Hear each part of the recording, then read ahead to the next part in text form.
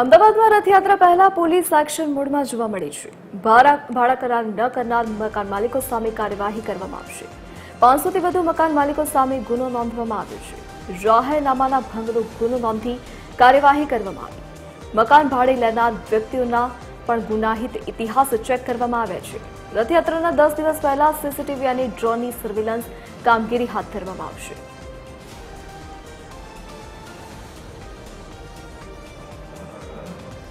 વધુ જાણકારી સાથે સંવાદદાતા પવન ફોનલાઈન પર જોડાઈ ગયા છે. જી પવન, હવે રથયાત્રાને ગણતરીના દિવસો બાકી છે, ત્યારે પોલીસની કેવી તૈયારીઓ? જી, ચોક્કસથી જો કહેવામાં આવે તો અમદાવાદ શહેરમાં રથયાત્રાના પર્વને હવે ગણતરીના દિવસો બાકી રહ્યા છે.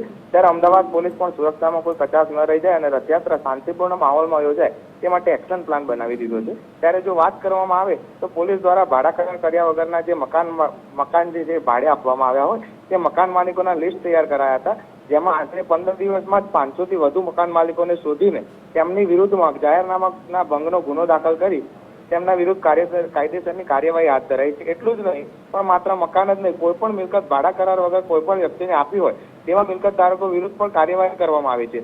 આ ઉપરાંત જે વ્યક્તિઓએ મકાન ભાડે લીધા છે તે વ્યક્તિઓના પણ ગુનાહિત ઇતિહાસ તપાસવાની કામગીરી પોલીસે શરૂ કરી દીધી છે. પોલીસ દ્વારા રથયાત્રાના 10 દિવસ પહેલા જ એ રથયાત્રાના રૂટ પર ડ્રોન કેમેરા તેમજ સીસીટીવી સર્વેલન્સની મદદથી તપાસ હાથ ધરવામાં આવશે. તેમજ સાયબર ક્રાઇમની જે ટીમ છે એ સોશિયલ મીડિયા પર પણ ચાપતી નજર રાખી રહી છે. જી પવન, વિગત બદલ આપનો આભાર.